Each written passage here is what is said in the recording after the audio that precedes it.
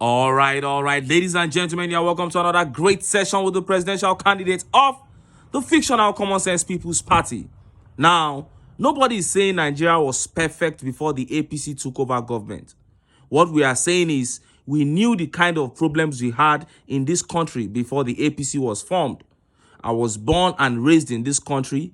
It never crossed my mind while I was in primary, secondary school, or university that some hooded men with guns could come to my school and kidnap me and separate me from my loved ones, take me into captivity. Nobody in our time could imagine such a thing. But as soon as the party APC was formed many years later, we became a nation that was being ranked amongst some of the most dangerous places to live. Boko Haram, bandits, killer headsmen became household names. We all know how kidnapping became big business in Nigeria.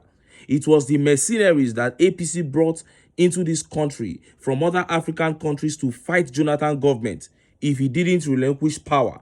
As soon as Jonathan congratulated Buhari, they became confused on what to do with those mercenaries. Long story made short, those mercenaries started the kidnapping business in this country. Today, there is no state in this country that is safe. As I speak to you, even the Federal Capital Territory, Abuja, has become a hub for kidnappers. How pathetic that even the F.C.T is no longer safe. I have a brutal kidnapping update from the F.C.T to share, but before I do so, let me quickly show you this funny but heartbreaking update. You know, the Benue state governor was a reverend father. He ceased to be a reverend father when he joined politics. Now, this man did not only join politics, you call yourself a man of God, and you decided to go and join the worst ever political party, APC. Now, the man has come out crying that APC is blackmailing him. Look at how the papers reported it. APC blackmailing me, Governor Alia. Governor Hyacinth Alia of Benue State has described the recent statement by the three zonal vice chairmen of the party in the state against him as groundless allegations aimed at blackmailing him. Recall that the zonal vice chairman of the party in the state had accused the governor of humiliating the party and alienating its leaders and stakeholders, amongst others.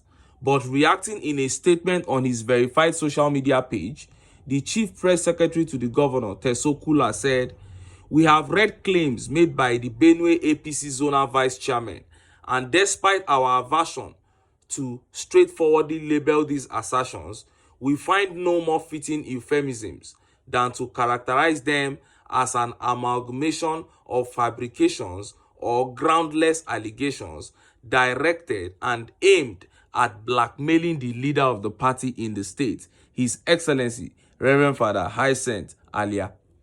One such utter falsehood alleges that 80% of appointed caretaker chairmen were not part of the nominees sent to the governor, suggesting opposition members took preponderance on the list. However, as we eagerly looked forward to seeing the evidence to this watery claim, there was none, giving it away as a mere figment of their imagination.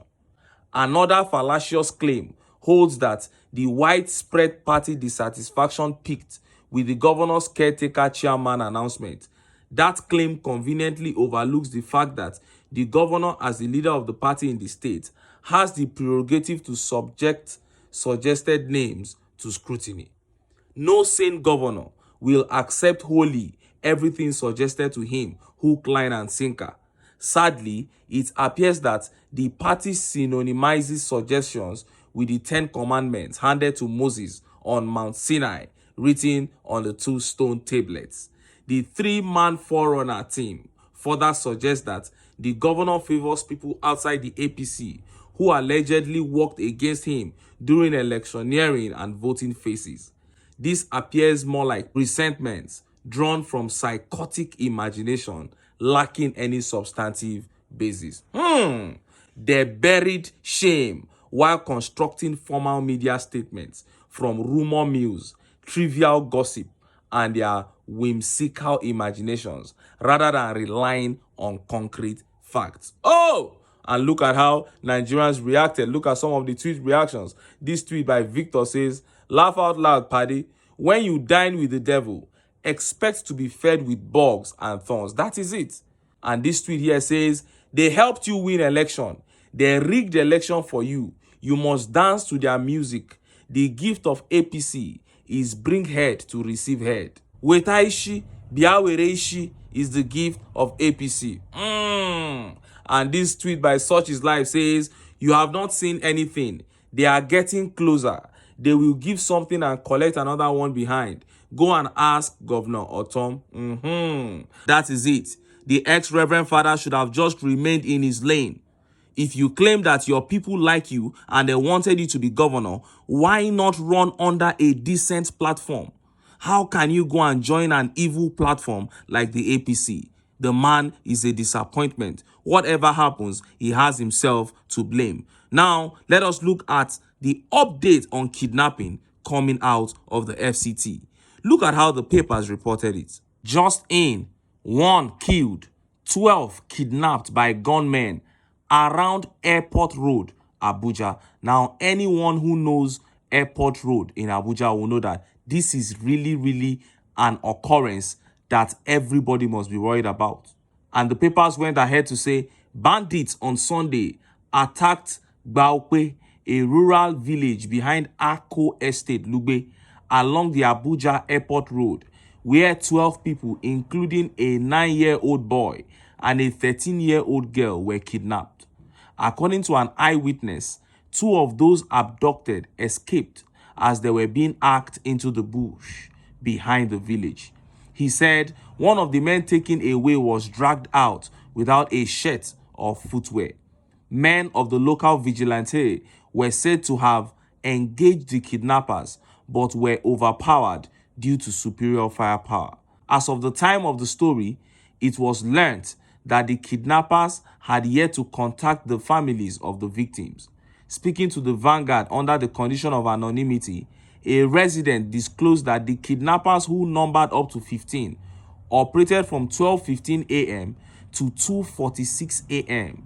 He said the kidnapping incident happened in the early hours of yesterday, December 11th, at Baukwe village behind Ako Estate, Airport Road, Abuja. 12 people were kidnapped, including 3 young people and women. 2 men later escaped. 1 vigilante was killed. The kidnappers were about 15 in number. They operated from 12:15 a.m. until 2:46 a.m., firing sporadically. The kidnappers are yet to make contact with the family. This is the 3rd incident this year. Now, this happened on Airport Road.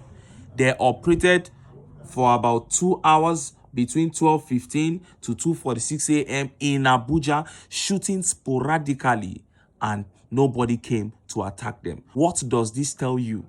This happened right in the F.C.T. And look at how Nigerians reacted. Look at some of the tweet reactions. This tweet here says, "They have been attacking the communities within the Airport Road axis. The military is busy either mistakenly bombing innocent people in Kaduna or harassing, intimidating, and neutralizing innocent youths in the southeast. The Secret Service is equally busy protecting only the powerful and intimidating the weak." Oh! And this tweet here says, "And the government is expecting investors to come and invest in such environment. Who will come here under this kind of condition?" And this tweet here says, "A certain man will not address the increasing insecurity in Abuja. His primary concern is what is happening in Rivers State." That is Wike. And this tweet here says, "Even Abuja is not safe again. The insecurity they are holding with kid gloves is going to haunt them." And this tweet here says, "Was it not yesterday I tweeted about a family that was kidnapped in Kubwa, Abuja? Now this is another set. Sigh." And look at the tweet under here. And a whole family, he said, gunmen invaded an area in Kubwa, Abuja yesterday, and they kidnapped a whole family, including a 5-month-old baby. Now, Kubwa is the biggest satellite town, not only in Nigeria, but in the whole of West Africa. Kubwa is a town in Abuja that never sleeps, a very busy town with a very dense population. Yet, kidnappers comfortably came there and kidnapped a whole family, including a 5-month-old baby. This is pathetic. The inefficiency and the corruption of the APC has ridiculed this country on all levels and now threatens to destroy the very fabric of it. If this can be happening in the F.C.T, it means nowhere in this country, absolutely nowhere in this country is safe. Then we have an F.C.T minister who is a noisemaker. An F.C.T minister who is only interested in building a 15 billion naira mansion for the vice president. Well, kidnappers are now camping on Airport Road. I hope they can shift their focus from villagers. Let them shift their focus from peasants to these politicians as they are going to the airport. Make them, they carry them one by one. Let the evil and the dysfunctional society they have created consume them. Anyway, that is the situation of Abuja and in most places in northern Nigeria right now. And this will never change until the APC is kicked out of power. Make I leave am here. Make I still enter town. Make I go get some ogbonge political news wey una go like. Why? Because of una. Now I dey here. So, don't go away. Don't go.